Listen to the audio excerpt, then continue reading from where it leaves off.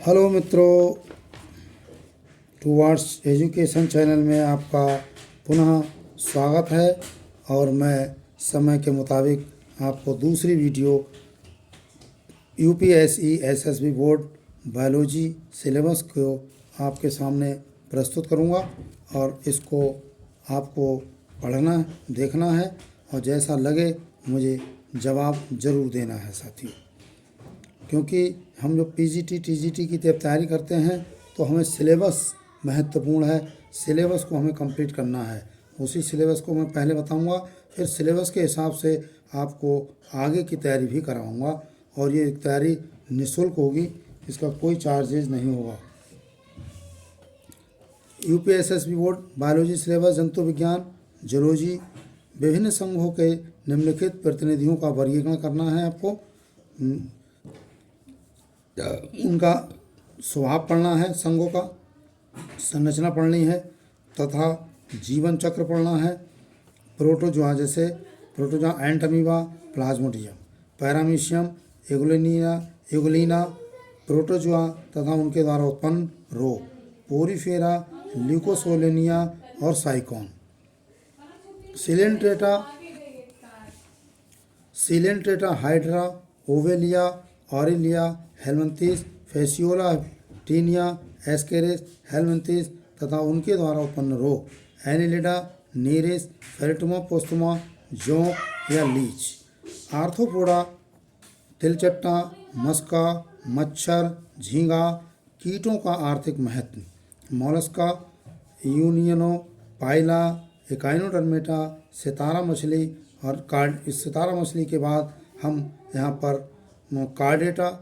Chordata में प्रोटोकार्डेटा हर्मानिया और एम्फीऑक्सस का पढ़ेंगे। वर्टिब्रेटा में मत्स्य स्कोलियोड्रॉन, एम्फीबिया में रानाटिग्रीना, रेप्टिलिया में हीरोमेस्टेकस अथवा कोई अन्य जैसे छिपकली, एवीस, कोलंबा, गैमेलिया और खरा का अध्ययन करेंगे। कोशिका विज्ञान में कोशिका की सूक्ष्म संरचना, सूत्री व अर्धसूत्री विभाजन। कोशिका विज्ञान बहुत महत्वपूर्ण उसमें टॉपिक है। कोशिका विज्ञान कोशिका की सूक्ष्म संरचना, सूत्री व अर्धसूत्री विभाजन, युग्मक जनन, आनुवंशिकी, मेंडलवार, संलग्नता व जीन विनिमय, सुजनकी, जैव विकास, विकास के एक प्रमाण, विकास के सिद्धांत, मार्कवाद, नवलैमार्कवाद और डार्विनवाद। उसके बाद डार्विनवाद आएगा। डार्विनवाद आपको उसमें नवडार्विनवाद पढ़ना है। विकास का संयोगात्मक सिद्धांत, विकास की क्रियाविधि और उत्परिवर्तन। विभिन्नता पार्थक युगों के अंतर्गत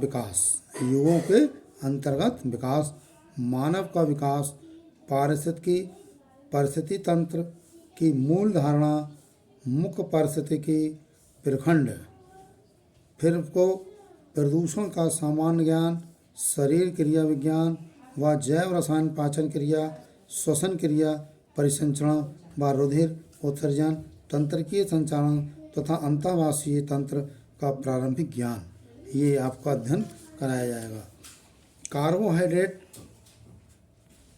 कार्बोहाइड्रेट है प्रोटीन, वसा, एंजाइम तथा हार्मोन के गुणों व वर्गीकरण संबंधी प्रारंभिक ज्ञान कराया जाएगा। कार्बोहाइड्रेट, प्रोटीन, वसा, एंजाइम तथा हार्मोन के इनके गुणों और वर्गीकरण का संबंध का प्रारंभिक ज्ञान जो होगा वो इसमें है। भ्रूण विज्ञान, एम्फिऑक्सस, मेंढक तथा कुक्कुट के परिवर्धन की रूपरेखा बताई जाएगी। स्तनियों के अपरा, प्राणी भूगोल, मुख्य प्राणी भौगोलिक परिमंडल तथा उनके निवासी प्राणी। ये मैंने आपको जंतु विज्ञान का सिलेबस बताया। इसी सिलेबस के हिसाब से हम लोग थोड़ा सा मैं आपको बता दूं कि मैं अभी अपनी हैंड राइटिंग में बता रहा हूं, थोड़ा सा समय लगेगा, फिर मैं आपको ये सब कंप्यूटराइज निकलवा करके जिससे कि आपको भी आसानी हो जाएगी पढ़ने में, आपको आगे चल के दिक्कत ना हो। मैं बहुत जल्दी ही ये करने जा रहा हूँ और हो सकता है वाइट बोर्ड पर भी समझा दिया करूँगा, लेकिन पेपर के साथ ये अच्छा रहता है, आपको पढ़ने में बढ़िया रहेगा। और मैं कम समय लेता हूँ, कम समय में ज़्यादा बताने का प्रयास करता हूँ, जिससे कि आपको दिक्कत का सामना ना करना पड़े। अब मैं आपको वनस्पति विज्ञान का आगे बता रहा हूँ कि वनस्पति विज्ञान में आपको वनस्पति शास्त्र में विषाणु की जो है परिभाषा, प्रकृति, पारगमन, लक्षण तथा महत्व, जीवाणु, रूप एवं संरचना, प्रजनन तथा आर्थिक महत्व,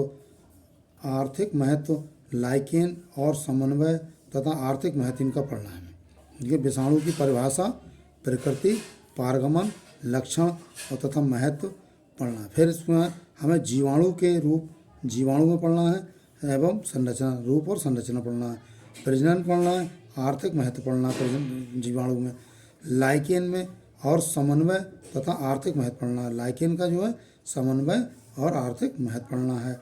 शैवाल में शैवालों का वर्गीकरण पढ़ना है हमें।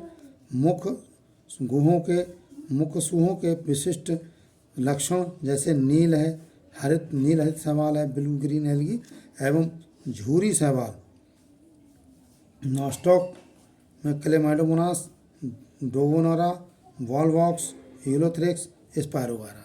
ये मैं आपको UPSSB का जो सिलेबस है उस सिलेबस से मैंने खोज निकाला है और उस सिलेबस को मैं आपको बता रहा हूँ। ऊडोगोनियम, इक्टोकार्पस, बैट्रिकोकार्प स्पर्मम की संरचना करनी है। ऊडोगोनियम, एक्टोकार्पस, बैट्रिकोस्पर्मम की संरचना तथा जीवन चक्र में करना है। ठीक है। शैवाल का क्या करना आगे, आर्थिक महत्व भी देखना है। एलेक्सोपोलस म्यूकर ये देखना है शैवालों में। राइपस इसमें स्कवकों व वर्गीकरण, मुख्य समूह के विशिष्ट लक्षण देखना है।